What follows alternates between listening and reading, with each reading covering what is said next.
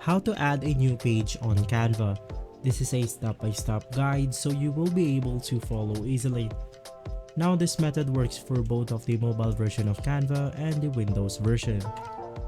Now you can just go ahead and open up your Canva design that you want to add new pages with. In my case, I have this simple design right here.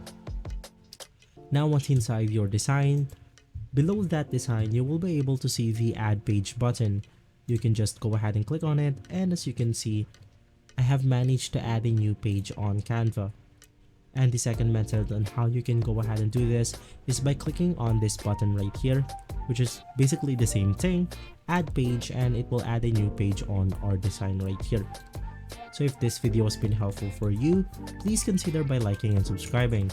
I'll make sure to see you again next time, and as always, thank you.